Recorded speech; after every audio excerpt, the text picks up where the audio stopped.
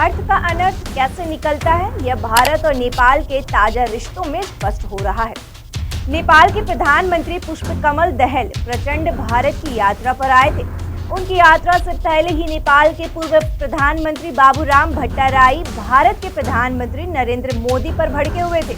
इसका कारण भारत की नई संसद में अखंड भारत का भित्ति चित्र है।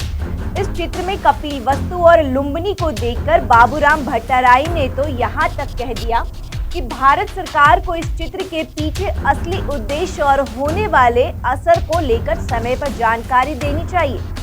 भारत की ओर से जवाब भी आया, लेकिन अब नेपाल की ओर से ऐसा काम किया गया है जो भारत के लिए नागवार गुजरने वाला है।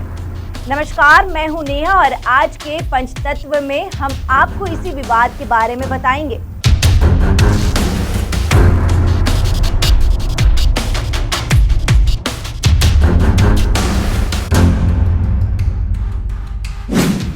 दरअसल नेपाल की राजधानी काठमांडू के मेयर बालेन्द्र शाह ने अपने चैम्बर में एक तस्वीर लगाई है। तस्वीर में एक नक्शा है जिसका कैप्शन है ग्रेटर नेपाल।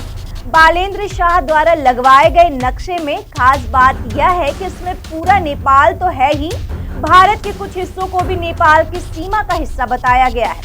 इसमें उत्तर प्रदेश के सीएम योगी आदित्यनाथ का गोरखपुर भी नेपाल का हिस्सा बताया गया है, जबकि बिहार में हाजीपुर तक को नेपाल का हिस्सा बताया गया है। बालेन्द्र शाह के बड़बोलेपन को नेपाल के कुछ लोग भारतीय संसद में लगे अखंड भारत के चित्र का जवाब मान रहे हैं, जबकि कुछ लोग इसे बेहद बचकाना बता रहे हैं। काठमांडू के मेयर बालेन्द्र शाह ने जिस नक्शे को लगाया है उसके बारे में उनका कहना है कि हमें नेपाल के गौरवशाली इतिहास को याद रखना चाहिए। यह कदम राष्ट्रवाद के बारे में सकारात्मक संदेश देता है, जबकि नेपाली विशेषज्ञ काठमांडू के मेयर की इस हरकत को देश के संविधान और राष्ट्र हितों के खिलाफ करार दे रहे हैं। जानकारों का मानना है कि चुने हुए प्रतिनिधियों को केवल नेपाल के संविधान से मान्यता प्राप्त नक्शे को ही लगाने का अधिकार है। ऐसे में काठमांडू के मेयर बालेन्द्र शाह की यह हरकत न सिर्फ गलत है बल्कि कानूनी अपराध भी है। वहीं दूसरी ओर अखंड भारत के चित्र पर भारत के विदेश मंत्री एस जयशंकर ने पहले ही कह दिया था कि यह केवल अशोक के साम्राज्य को दिखाता है। दोस्ताना देश इसे समझेंगे। आप पाकिस्तान को भूल जाइए, उनके पास इतनी क्षमता नहीं है कि वे इसे समझ सके। यह राजनीतिक मुद्दा नहीं है, यह राजनीतिक नहीं बल्कि सांस्कृतिक नक्शा है। अब हम आपको बताते हैं कि बालेन्द्र शाह ने जो नक्शा लगाया है उसका आधार क्या है। दरअसल एक समय नेपाल का भूभाग पूर्व में तीस्ता नदी से लेकर पश्चिम में सतलज नदी तक फैला हुआ था।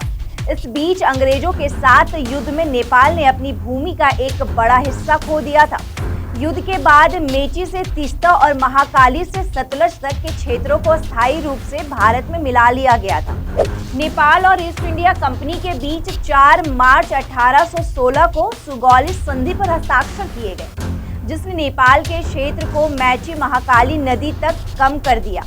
बालेन्द्र शाह के कार्यालय में ग्रेटर नेपाल मानचित्र में पूर्वी तीस्ता से लेकर पश्चिम कांगड़ा तक के क्षेत्र शामिल हैं, जो वर्तमान में भारतीय क्षेत्र है। ऐसे ही और तमाम अपडेट्स के लिए हमारे साथ जुड़े रहें और देखते रहें पंचतत्व। नमस्कार।